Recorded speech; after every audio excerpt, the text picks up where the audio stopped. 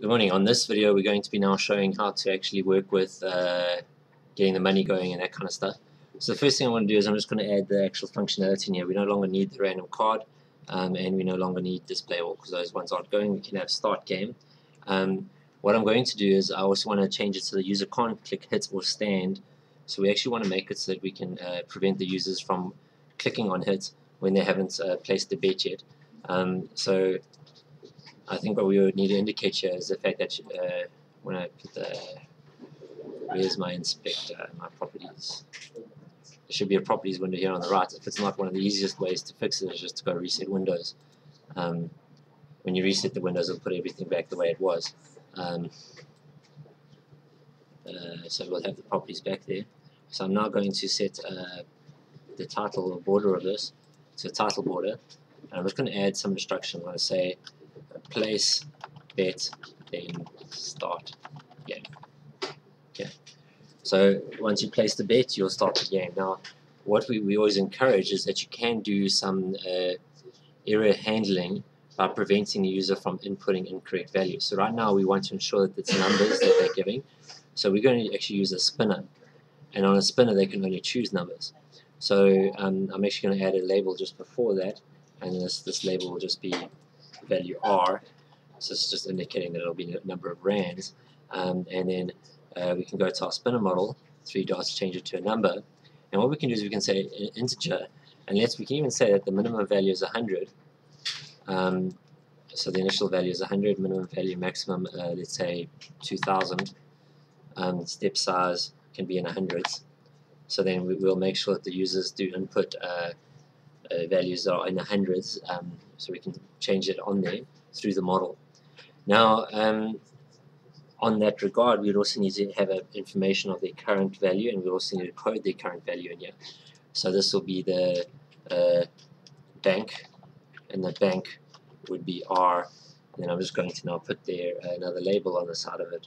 I'm separating it though so that it can be that. I'm going to change this one to LBL bank value. We're going to set this to start off with to be 1,000, because we can say that the user starts with 1,000 rand when they start the game. So now, firstly, we need to actually give the user some money. So now, where are we going to do that? Now, the table, we're going to act in our game in our head. I'm going to act like the user puts all his money on the table. This is what money he has to spend. Technically, we could have a separate user account if we were looking at managing further than just this table. So, for example, if you would then go to a different table and play a poker or whatever it might be, then in which case you might want to have a separate user class, and the user would have the money in it. Right now, we are not dealing with that. We are just going to be dealing with the fact that we're going to have money down on the table, and then for this game, we're just going to have a table. So we're not going to separate it into different objects, though it would make sense to have a separate entity for it. We're not going to do it right now because all we need to keep track of is their money. So I'm going to say int money on table, or bank value. And again, you should initialize it. So we said that when we initialize our table, we're going to set the bank value to be 1,000, semicolon. Now in our start game, we're going to have to add this function to it where the bet would have been placed. So we're also going to have to keep track of current bets.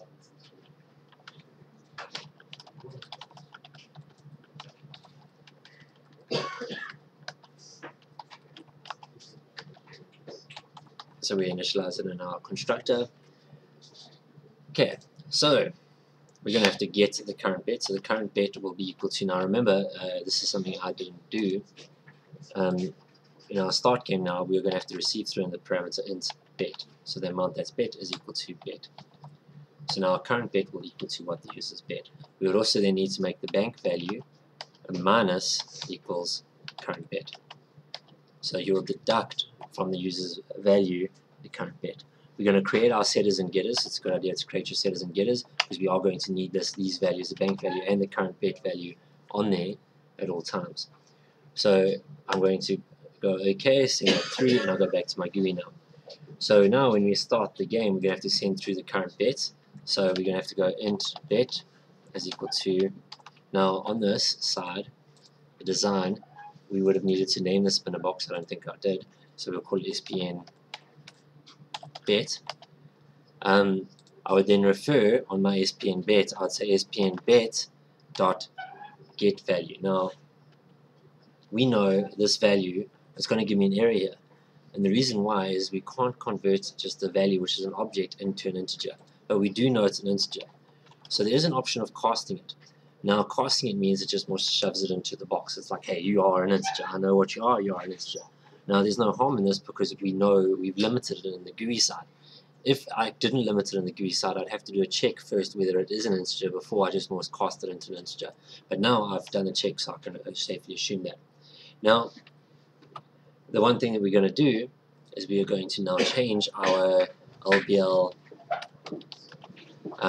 bank value dot set text to be now tman dot get bank value plus inverted commas because it doesn't like putting an integer through. Now on from there, so we're converting the integer into a string. On from there, we now have another issue, don't we? The fact that I don't actually have a designing place where I want to put what the current bet is. So I'm going to actually put here in the info section, because we've got some space there, I'm going to say current bet. So let's just go here, edit text, current bet. I'll put a little R, and I'll put another label here.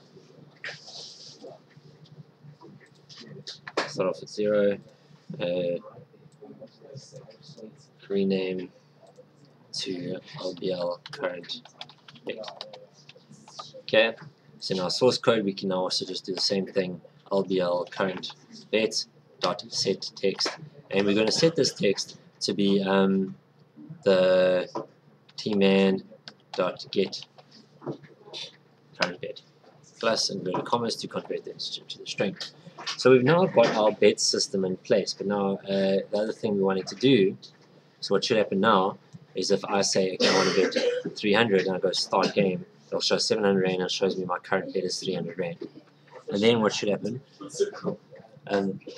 so what should be happening here is, one, before I click start game, so you'll see here, I can click hit and everything and I can run the game before I press start game, and it shouldn't allow the user to do this. So only when we click start game should it work. And also similar, we have start game, but we shouldn't have to be able to press start game again after we've actually already started the game. So the way to prevent this is we need to switch our GUI around. So what I'm going to do is I'm going to create a method called public void switch.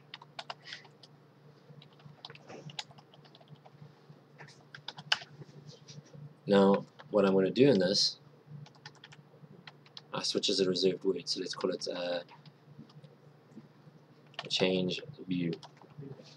So in other words, when we're starting the game, it'll be 1. When we're not starting the game, it'll be the other way. So when we start the game, we want, so I'm going to say my but, we are going to be referring to these by code now, so so I'm going to change the variable name to but start. It's a good idea. So when you have to refer to them by code, you rename them. Change variable name but hit and but stand. So what's going to happen is when we start the game, but hit and but stand, so but hit should be false. I'm going to say not boo, and then hit dot set visible, so set enabled to be, you can even say set visible, but I'm just going to do in this case enabled. Stand to also be dot set enabled to be not boo, and then the other way around, but start dot set enabled to be boo, meaning that when I send through in the start of the game, so my initializing, I will want to set through change view to be true, and when I press start game, after I start all the game, so after I've gone through everything, I would want to change view to be set to be false. So I'm swapping them around. So I've got one method, and depending on what I send through to it, it will do different things. So now when I start and I run it, you should see when these two are disabled. When I click start game, and then this one is not disabled, I can't start the game again. So now via GUI, we've made sure that the user can't input values or do something that they shouldn't be able to do. And later on, when we code our stand and we have finished our game, we then will not be able to continue on. So you see, I'm manipulating my GUI. Johnson, are you guys working? Cool. Nice. I thought so. I was just checking if I was following up. Alright. Are you okay? Okay. Cool. Right, what we've got from here. Alright, so now we've got the bets and we've got that. Now what we want to do is we want to actually play our game. So when we press stand, we then want to start the computer playing. So we're going to be coding our stand next. We've done our bet. We've got variables to keep track of our bet. This video has been 10 minutes and 40 seconds on how to do that. I think that's enough for just getting the bet started. We have 13 minutes left. I'm going to do that in the next video, is how to get the actual stand button to work. Hit, I press, it should say busted now, so how to do the busted, and when I press stand for then the computer player to work. That is the next step of this video. We have got the betting function working. That was easy enough. See you on the next video. I won't see you on the next video. You'll see me. I do see you right now, but past you. Yeah. Goodbye.